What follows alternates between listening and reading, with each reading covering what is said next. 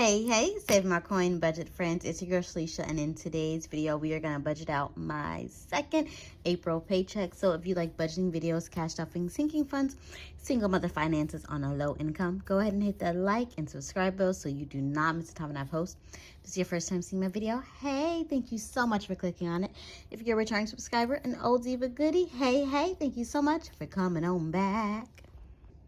Y'all, it is almost payday. Today is currently Monday when I'm filming this. I get paid on Friday, so I want to make sure that we got our coins together before that money hits my account. So we are in the Save My Coin Budgets Financial Planner, and we are going to skip right on to April.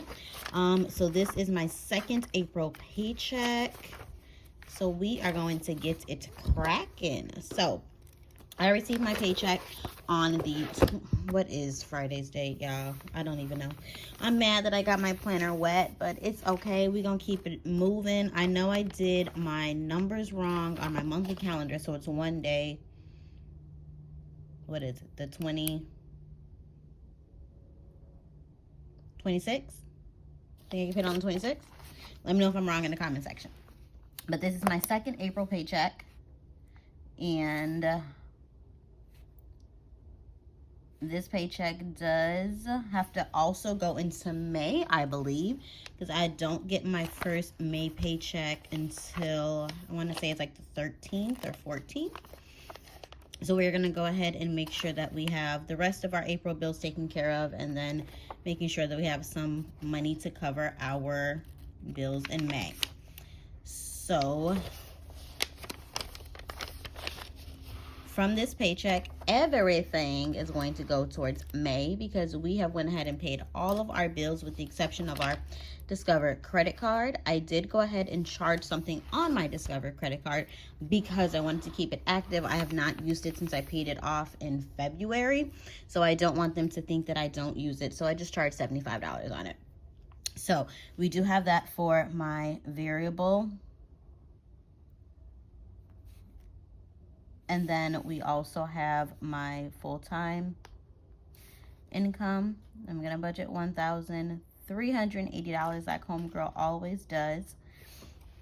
I start off, I'm going to zoom y'all in to get into all of the business.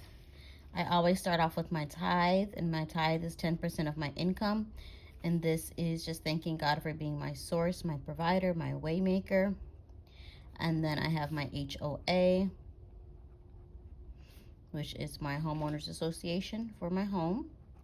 And then I have my mortgage. So I am starting off now by putting money aside for, this is going into May, so for June. So the money that I put aside for my mortgage in April is going towards May. And then some money that I'm putting aside for this paycheck and my first May paycheck is going to go towards my first, my June 1st mortgage payment. So this mortgage that I'm writing here for $500 is going towards my June mortgage because May's mortgage is paid with my last two paychecks. So for my fixed expenses besides these, I am just going to go ahead and see what I am going to have to pay with those first couple of paychecks in the month of May. So I have my internet, which is going to be on the 7th of May.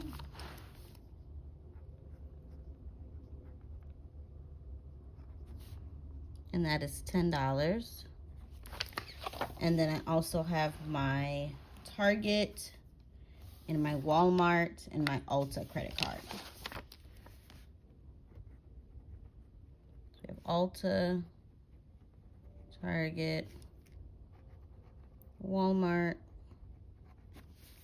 So for Walmart, we have $0. For Target, I charged $75 on it, but I went ahead and I paid it off because it was part of a sinking fund that I had. So now we don't have anything for Target. For Ulta, that is at $0. And then Discover, like I said, I do have to pay that off because it was $75. So next we're going to do our sinking funds and our cash envelopes.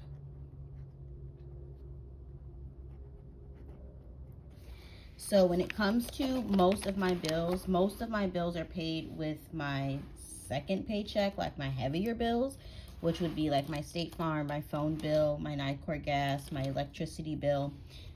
Those are typically within my second paycheck. It's just the way that it falls. My credit cards are in the first half of the paycheck, with the exception of my mortgage and my HOA. So we're going to go ahead and calculate just to see how much we can put into my cash envelopes and my sinking funds. I do get asked, where is your personal spending? Those are in my cash envelopes. So my grocery, my eating out, my personal spending, my daughter's personal spending, gas, all of those categories are in my cash envelopes. So you don't see me writing it down for specifically. It's just all in this cash envelopes category. It's not a whole lot, but I do have it. So we have my tithe for $138, plus my HOA, which is $75, plus my $500 for my mortgage, plus the $10, and we're going to see what our fixed expenses are. But guys, let me know, how is your day? Have you budgeted out your last April paycheck, or are you on to May? I will probably be doing my May budget in a couple of, maybe later today. I might film it later today because I have not started my May budget. So we have $723 subtracted by the $1,380 that we're budgeting bringing home. That leaves us with $657 for go over to our variable expenses. So $657. So of that $657, we're going to see if we have anything left. So we have $657 subtracted by the $75, which leaves us with $582 for this paycheck to put into sinking funds and cash envelopes. For me, I typically would go ahead and be like, yes, I can go and spend some money. But because I am low income, because this paycheck is not super heavy, what I am going to do is I'm going to put a buffer in my checking account to have money just sitting in there just in case something happens in the near future. I am a single mom. I don't rely on anything for anybody to do anything for me. I have one income. I have my business income that typically I pour back into my business. So I want to make sure that if anything happens, I do have some extra coinage in there. Remember, I do have my water bill that's coming up in May. So I do want to make sure that I have enough money in my checking account for that, because that only comes around every 2 months. So I'm going to put $250 of this remaining $582 just as a cushion for myself for any upcoming bills or anything I need to put additional. So I'm going to go ahead and subtract $250. So that leaves us with $332. I'm going to put for this paycheck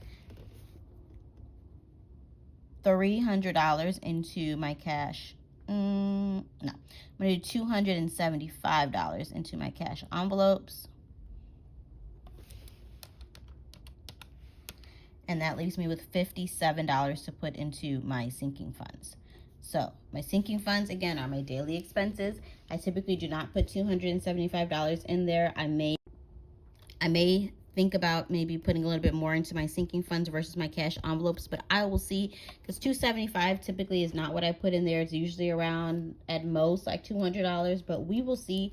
So we're just going to do a quick calculation just to make sure that we have not exceeded our $657.